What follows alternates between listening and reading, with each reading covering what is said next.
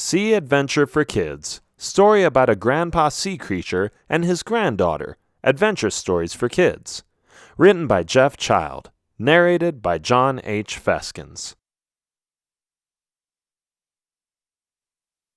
Introduction. The relationship between a grandfather and granddaughter becomes apparent in this ironic, inspirational story about a sea creature. They are a little slower and move around less, and so does this one. His name is Murray, and when his granddaughter comes and asks him a lot of questions about life, he can't help but tell about his adventures and experiences, only to realize later that he can learn something from her as well. Curious yet? Then start listening now.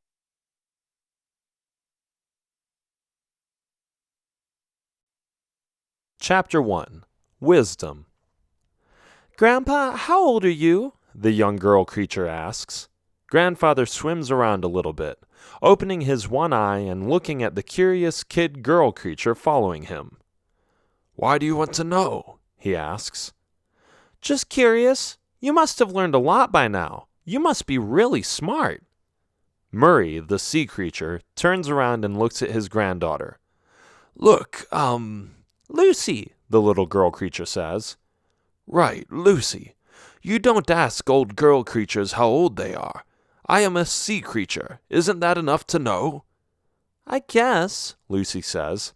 "But I learned that the older you are, the wiser you are. Are you wise, Grandpa?" Murray thinks for a moment. "I suppose you can say that I have my fair share of knowledge," he admits. "Is there anything particular you want to know?" "Well, I think you are smart," Lucy says. "I was just wondering if you could tell me one of the most important things you've learned. You know, like advice that I can learn from as well."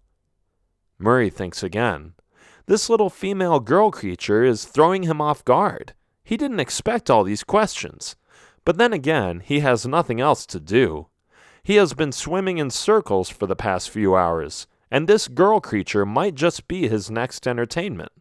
If he thinks hard enough, he could teach this young one a lesson or two, and she would be grateful for it.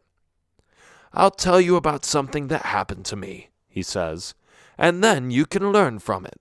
How does that sound?" "Great," Lucy says. "It was some kind of squid." "Squid?" "Yes, squid. It was a squid that followed me around a few years ago. I don't like squid. How about you?" "Never. I hate them," Lucy says. "Good.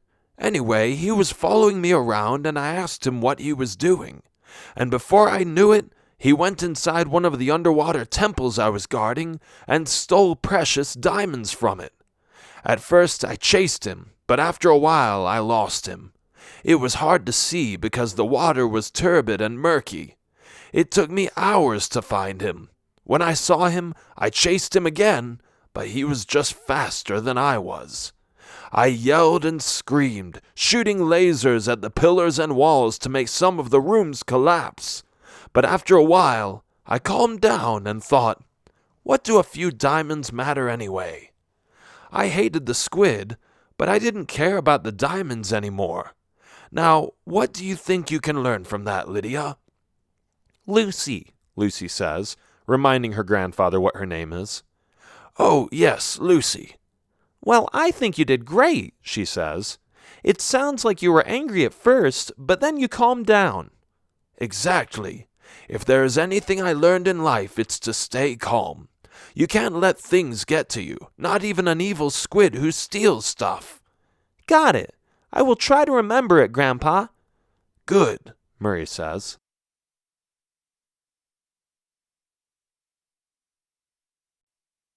Chapter 2. Creative. "What else do you want to know?" Murray asks. "Well, you told me to always stay calm, even if a squid steals your diamonds," Lucy says. "What else have you learned in life? What can I do to have a better future?" "You're just a curious little booger, aren't you?" Murray says. Lucy smiles. She is a smart girl creature, and she wants to learn from the best. If there is anything another girl creature has learned from experience, she wants to know about it, so she doesn't have to run into the same problems or flaws in her personality. It's becoming a big pep talk, though, something she doesn't realize, but loves nonetheless. Okay, another life lesson, Murray begins. I ran into the same squid again. This time it was in a cave. It sounds strange, but fate just arranged it that way. When I saw him, even though I was calm inside, I talked to him. Hey, you, I shouted. You owe me new diamonds. Come here immediately. The squid didn't move a muscle. I could tell he was afraid, so I moved forward to get to him. I saw fast. But as soon as I came really close, he quickly evaded me and I crashed into a wall. So I tried something else. I shot lasers at him. Whoosh, whoosh, zap, zap. I kept shooting, but it had no effect. The stinker knew exactly how to dodge my lasers. After a few more of my futile attempts, the squid tried to swim away, but in order to get out of the cave, he had to swim past me. Come and get me, I said. The squid didn't want to pass me, but he had to, so as quickly as he could, he tried to swim over me. And do you know what I did at that moment? Tell me, Grandpa. I extended my spikes. It hit the squid, who got wounded and dropped one of his diamonds. Ha! I had the diamond back. Wow, Lucy says. You see, kiddo, what was your name again? Lucy, the little girl creature says, laughing at Murray's forgetfulness. Oh, yes. You see, Lucy, as sea creatures, we can extend our spikes and shoot lasers. I used both techniques, but they didn't both work. What can you learn from that? Lucy thinks for a few seconds and then says, that sometimes you have to try different methods and continue with the one that works. You're right. You know, you really are smart. Thanks, Grandpa. Did you ever happen to get the other diamond back? Well, yes, Murray says. Could you tell me what you did to get it back? Sure, it's quite the adventure. Here we go.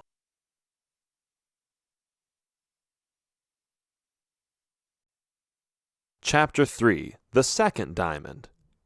So I was looking for the second diamond. The squid still had it. I looked everywhere in the ruins, the palace, and even in the vast emptiness of the ocean. But it seemed like the squid had disappeared. I knew I wasn't as fast as the squid, so if I found him, I would have to sneak up on him. So did you find him? Lucy asks. Not at first, I didn't, but after a lot of searching, I noticed that he was hiding in between some seaweed. However, the diamond was gone. He didn't have it with him. I was surprised, and I wondered what he did with it. Did you ask him?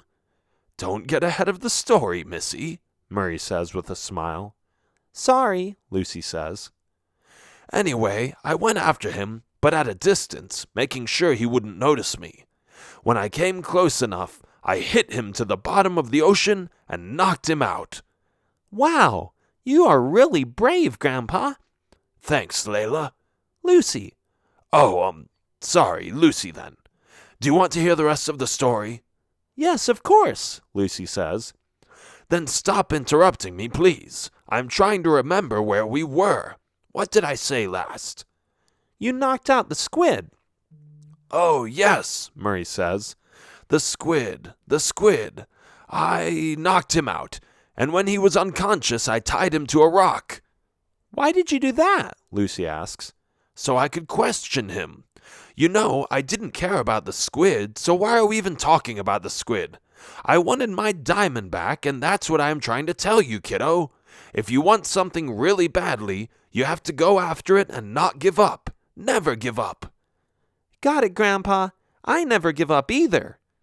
I didn't give up, Murray says. I was determined. I waited until the squid woke up and started interrogating him. Where is the diamond? I asked. I don't know what you're talking about, the squid said. Don't play games with me. I know you stole 2 diamonds. I only retrieved one of them. Where is the other one? Who knows? It could be anywhere, the squid answered. Okay, I said. If you want to play it that way, then I can do that. Now give me something I want to hear, or I will shoot you with my laser. And this time, since you are tied up, there is no way you'll be able to evade my shots." "Fine, I will tell you. I don't have it. I was indebted to a white shark. I borrowed money from him to help out a friend, and I couldn't pay the shark back. That's the honest truth." "So where is the white shark now?" I asked. "On the other side of the reef," the squid said. "I had to get the money somewhere. Hopefully there is still a way to get it back. He said he would eat me if I wouldn't pay him, so I stole the diamonds from you. It's the only shark that's white. I am sure that you could spot him in no time." "So is your debt paid off then?" I asked. "Yes, of course. I just wanted to make sure the diamonds would add up to the equal value of what I borrowed. That's why I took 2 of them. But apparently only 1 was enough." "But you still stole what wasn't yours," I said. "And you only needed 1 diamond to pay off the shark." I know, but I had to do it to save my life," the squid said. "Well, stealing is still stealing," I said. "Consider this a warning." With those words, I slapped him with my tail and knocked him out again. I untied him and left him there between the seaweed. Stupid squid. "Whoa, you sure showed him, Grandpa," Lucy says. "I sure did, kiddo. I sure did."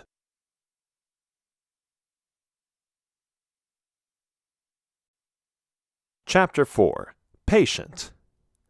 "Grandpa, did you ever get that second diamond back or not?" Lucy asks. "Oh yes, the second diamond from the shark." "Exactly. Did you already forget?" "No, not really," Murray lies. "I just wanted for you to ask, that's all." "Well, are you going to tell me?" Lucy asks. "Of course, Lily, of course." "It's Lucy!" Lucy says. "I knew that," Murray says. "I was just testing you. I know your name. Anyway, the way I got the diamond back was by going to the shark. It was a dangerous journey. The sharks were everywhere. I am sure that if they had seen me, they would have eaten me." "Did you get eaten by a shark?" Lucy asks. "No. If I would have, I wouldn't be here now, would I?" "Oh, yes, that makes sense." Murray continues. "I snuck around, but I stayed near the bottom of the ocean where it's darker. The sharks didn't see me there, and whenever they came closer, I just dove into the sand and covered myself with it. Then they would just swim by without seeing me. It was pretty scary sometimes, and I knew I could always extend my spikes to stop them from eating me, but I didn't want to take the risk." "I wouldn't either." "So there is another lesson, kiddo. Better safe than sorry. Always go for safety." "I'll remember that, Grandpa." So there I was, trying to avoid all those sharks, when suddenly I saw the white shark. The squid was right. There was only 1 white shark. "At least he didn't lie about that," Lucy says. "No, he didn't. But that still doesn't justify that he stole from me," Murray says. "I guess. So what did you do when you saw the white shark?" "I followed him to the reef. It was a pretty habitat for this shark. There were plants, coral, and anemones. I came closer and closer, and then I saw it." "Saw what?" "I saw the biggest assortment of diamonds and pearls I had ever seen in my life. They were sparkling in the distance, a giant wide pile of precious antiques, valuable gems, and glittering goodness. The white shark was very vain. He was admiring himself in the mirror when I saw him. When he was done, I quickly swam towards his costly collection and looked for my diamond. I didn't want to get any of the other stuff, although it was tempting, but I just wanted my diamond back. So I took it. And what can we learn from that, Lola?" Lucy laughs. She can hardly believe that her grandfather got her name wrong again, but she lets it go this time. "If you just wait long enough, you can accomplish your goals. Isn't that what you're trying to teach me?" she says. "That's precisely what I'm trying to teach you, Cammy. Patience pays. It's a virtue. Always remember that if you wait, you can have something later. Never be too eager, especially when there are sharks around. Sounds about right, Lucy says. Great story, Grandpa. Oh, but the story isn't over yet, Murray says. There is one more lesson you should learn from this.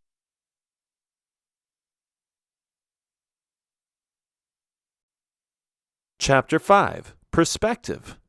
Go ahead, Lucy says. I am listening. So I snatched the diamond away from the shark's collection, Murray says.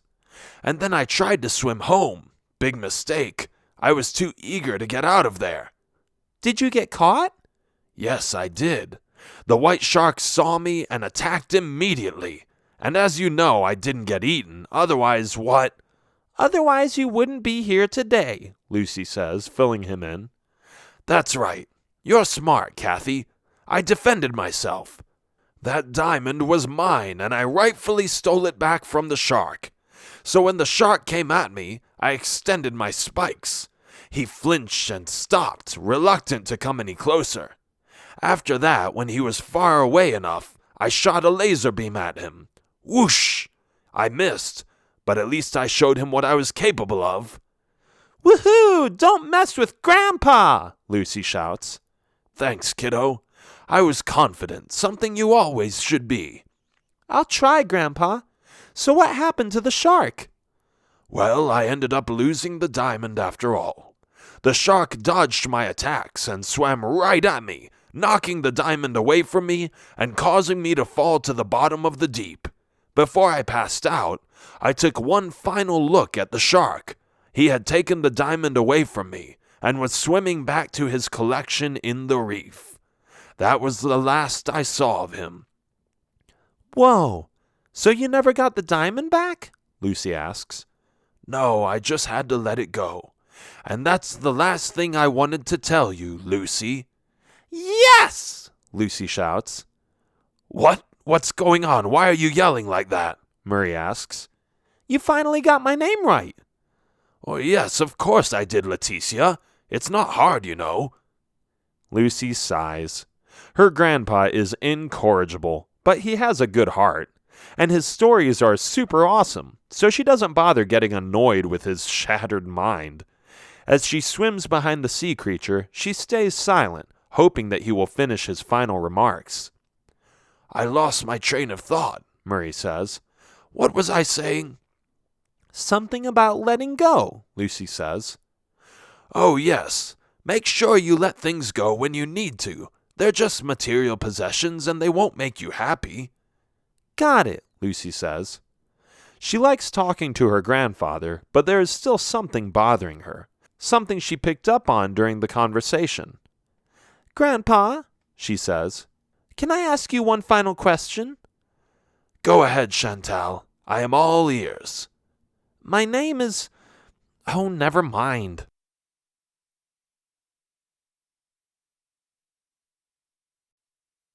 Chapter 6. Never Considered. You told me about staying calm, using what works, being determined, patience, and letting go. And I think all those lessons are useful, but the way you talked about the squid makes me wonder if you ever forgave the squid. Did you? What do you mean, Cindy? That squid stole from me. He stole from me. What's there to forgive? I gave him his just reward. I whacked him in the face with my tail. He should have seen that coming. Yes, but Grandpa, didn't you tell me to let go? Letting go of material things is a lot different than letting go of what someone did to you, especially some stupid squid. Lucy doesn't understand. Didn't the squid say that he borrowed money for his friend and that was the reason he had to pay off the shark? Yes, I suppose he did. And didn't he steal from you to make sure he wouldn't get killed? Lucy asks. Yes, but that doesn't justify it, Murray says. I guess not. You're right, Grandpa. Even if your life is in danger, you still shouldn't steal, right? That's right, Lacey. Stealing is always wrong. It's Lucy, Grandpa. It was nice talking to you. Thanks for the stories. Lucy swims away to the sunken building. Murray watches her and shakes his head. Smart girl, creature girl, he says.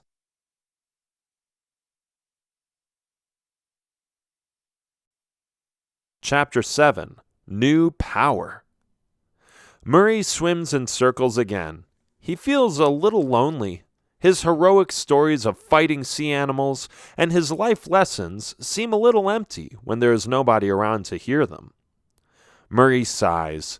His granddaughter made him think. Now that he looks at the situation as it was back then, he realizes that she may be right. Perhaps he should have been less hard on the squid who took his diamonds. He doesn't want to admit it because he feels justified in what he did. After all, didn't the squid deserve a little beating? He was so rude. But the longer Murray thinks about it, the more he sees his own pride. Letting go was right. He should have just let it go. He could have untied the rope without beating him up. And not only that, but whatever he did, Murray realizes that the bitter, angry feeling is still bothering him. Suddenly, he sees Lucy return. She is swimming towards him, but she isn't alone. Who is that next to her? It's the squid. "What are you doing with that squid?" Murray asks. He wants to say something, Lucy says. Go ahead. What is it you wanted to tell my grandfather? I'm sorry, the squid says. I don't know if you remember, but a few years ago I stole a diamond from you.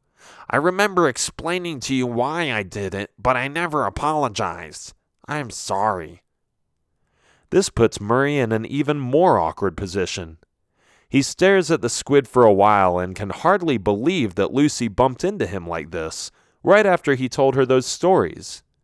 There is still a part in him that doesn't want to say it, but eventually it comes out. Murray looks with his one eye into the squid's eyes and says, "I'm sorry too. I could have just let you go after you told me where the other diamond was. And although I don't approve of what you did, I understand why you did it." Nice, the squid says. So we're good? "We're good," Murray says. Then he turns to Lucy and says, "Remember, kiddo, always forgive, no matter what someone else has done to you." I think I like that lesson the best, Grandpa, Lucy says with a smile. The end.